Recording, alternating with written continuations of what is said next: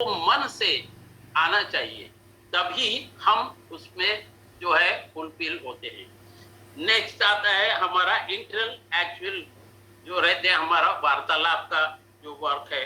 उसी प्रकार से एनवायरमेंट, फाइनेंशियल, ऑक्यूपेशनल और सोशल, ये सोशल गैदरिंग भी बहुत ही इंपॉर्टेंट चीज होती है दोस्तों। अगर लोनलीनेस है, आप अकेले हैं, तो आप क्या करेंगे कि एक ही चीज को बार बार सोचेंगे, चाहे वो चीज आपके लिए अच्छी हुई हो या बुरी हुई हो। तो इसका ओवरऑल जो असर है आपके शरीर पे पड़ता है। अब यहाँ पर जो हम यहाँ हर्बल लाइफ न्यूट्रिशन के द्वारा अगर इस टॉपिक में बताना चाहते हैं, तो हमारा जो फार्मूला रहता है क्या है, 20% वर्कआउट, 80% न्यूट्रिशन और 100% माइंडसेट। तो इसीलिए हमको एक्सरसाइज जो है वो बहुत ही महत्वपूर्ण भूमिका निभाती है हमारे स्वास्थ्य के लिए। उसी प्रकार से बैलेंस्ड न्यूट्रिशन होना, यानी पौष्टिक आहार जो है बैलेंस।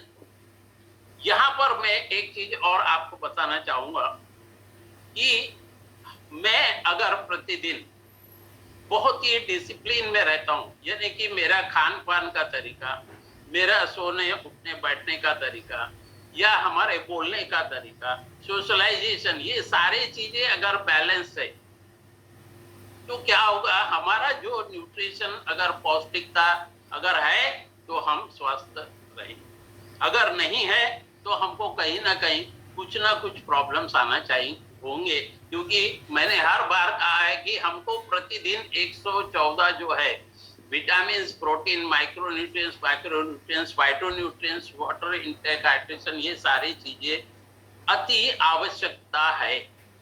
उसी प्रकार से सोशलाइजेशन वर्क, यानी हमको हमारे परिवार के साथ, हमारे दोस्त भाइयों के साथ, हमारे दूर दराज गए रिश्तेदारों के साथ में मिलजुल कर रहना है, हमको सोशली वर्क करना है उनके साथ में।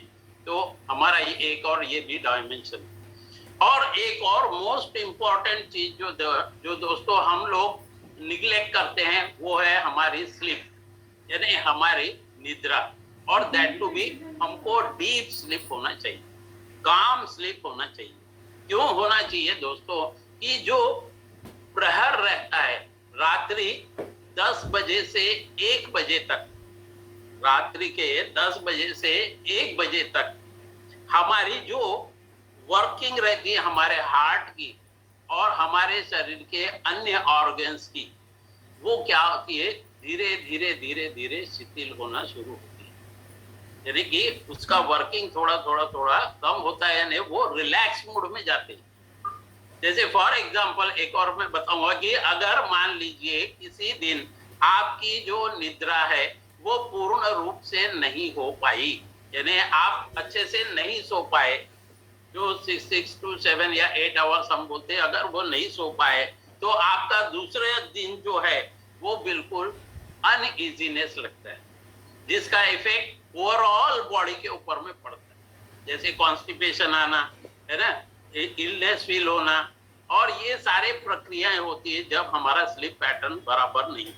तो इसीलिए दोस्तों हमको एक्सरसाइज होना, माइंडफुलनेस ऑफ रिलैक्सेशन होना, स्लीप होना, सोशलाइजेशन होना, ये जो पार्ट है ये हमको बहुत ही इंपॉर्टेंट है हमारे होलिस्टिक स्वास्थ्य के लिए।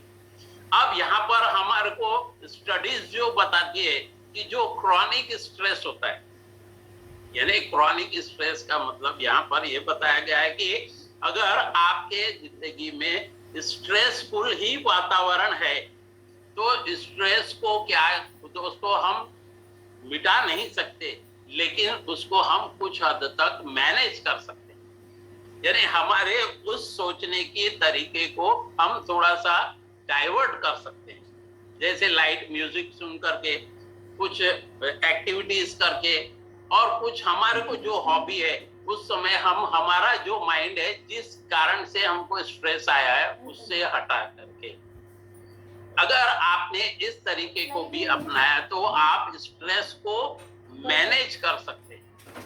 और अगर आपने स्ट्रेस को मैनेज किया तो डेफिनेटली आपका जो इम्यून सिस्टम है वो बरकरार रहेगी। अगर आपका इम्यून सिस्टम बरकरार है दोस्तों, यानी कि डिफेंस सिस्टम, जो फॉरेन एंजाइम्स हमारे शरीर में प्रवेश करके हमारे ऑर्गन्स को जो खराब कर रहे हैं या उसको नुकसान पहुंचा रहे हैं, उससे हम काफी हद तक बच सकते हैं। तो जिसके कारण अगर आपका स्ट्रेस अगर अच्छा नहीं है तो आपको हर तरीके के प्रॉब्लम आना शुरू होंगे, जैसे स्किन के प्रॉब्लम से, बोन के प्रॉब्लम से, हार्ट के प्रॉब्लम से, मसल्स के प्रॉब्लम से। ये सारी चीजों के प्रॉब्लम्स कहाँ से शुरू हो रही है? वो है हमारा स्ट्रेस। अगर दोस्तों मैं यहाँ पर कहूंगा कि कितने लोगों को यहाँ